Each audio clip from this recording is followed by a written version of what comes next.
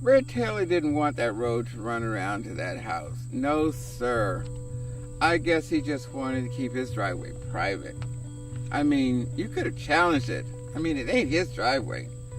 Because he'd been mad about all that back since the beginning of time. Well, it started since Danny built that house down there and everything. I understand Taylor and them went berserk. They went crazy. But here's the thing. All that land belongs to, because like I said, I thought it was Taylor land. Seemed like he thought it was their land too. See, I mean, on the other side of the road, that might be his land, but on this side of the road, it ain't. You see, that was St. Paul's College land. I believe that's what he got upset about.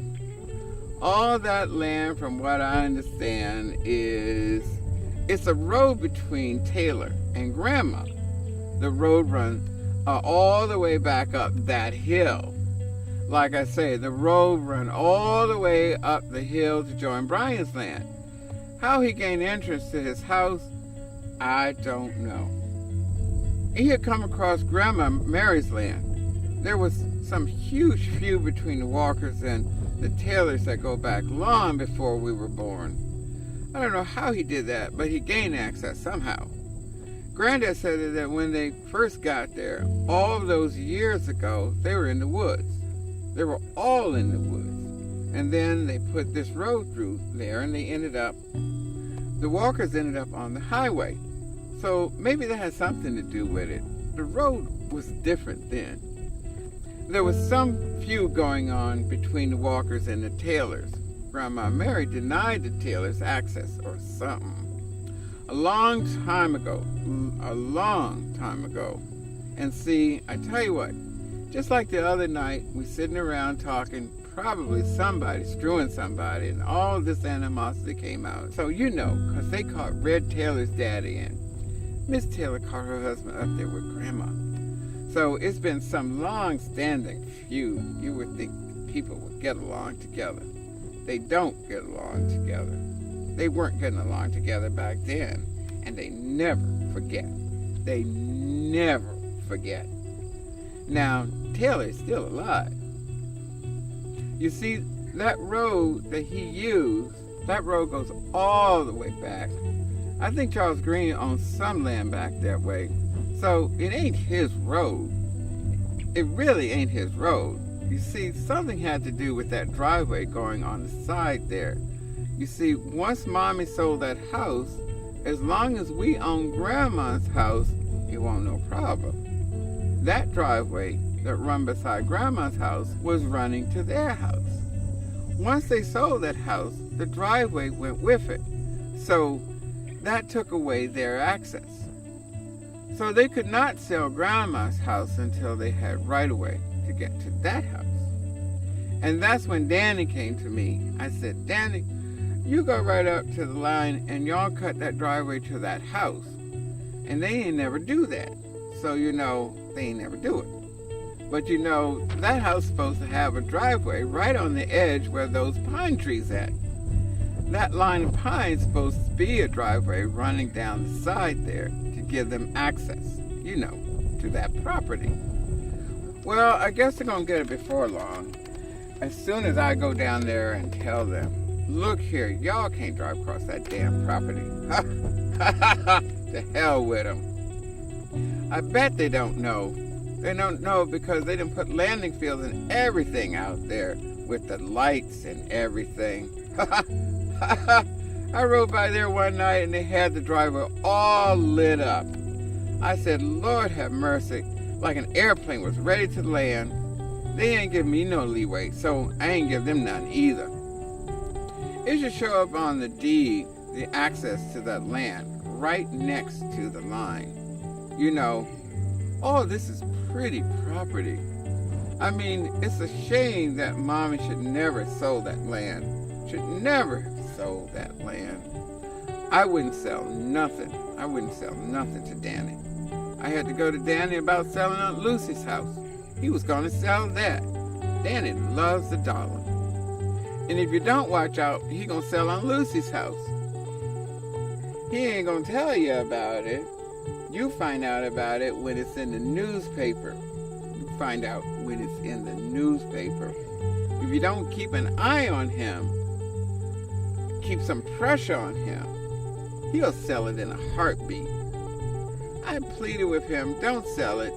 If you're gonna sell it, let me know. That land has been in the family forever. Forever. That's homestead land. This is homestead land. How you gonna sell homestead land?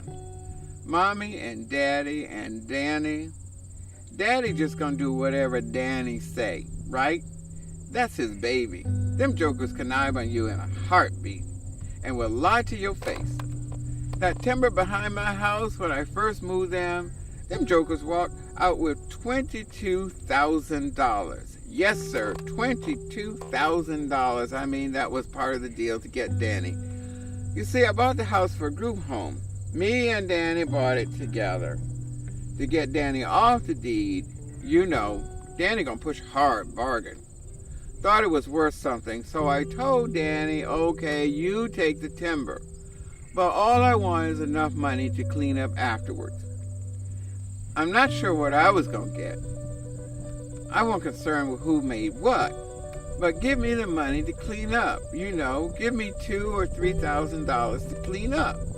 I didn't find out until years later what they got.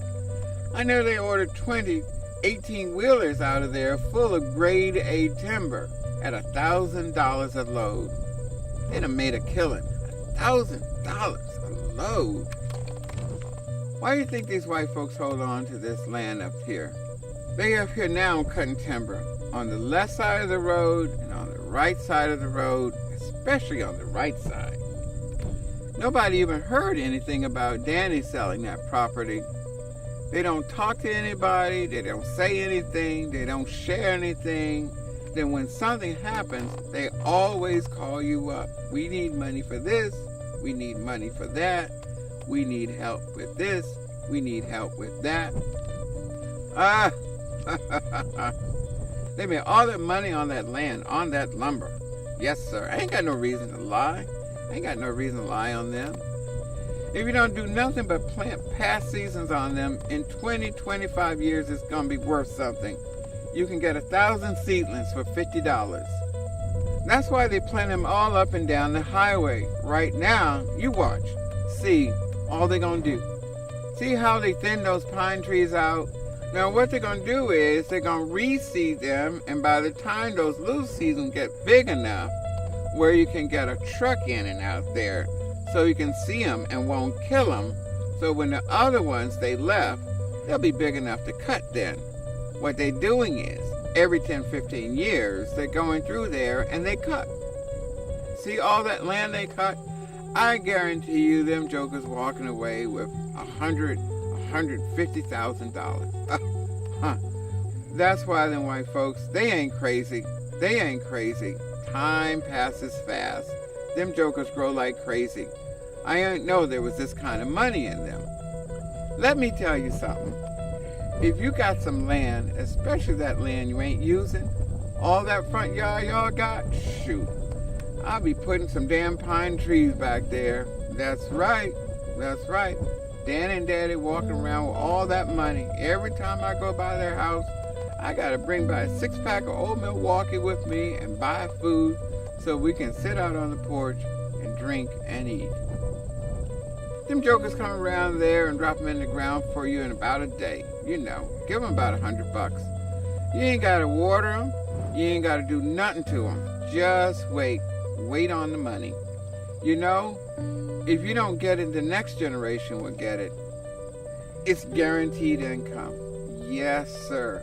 Put some trees in the ground when your kid's a baby and just let it wait. Them trees I got back there, they be ready in another 10 years. I'll sell them then. All I want is 1 truckload, maybe about 5 truckloads. I don't think there was this kind of money in trees. And I mean, what an investment. What an investment, you know. It's better than money in the bank. Ain't no question about it. You know, all that land is pretty back there. Very pretty.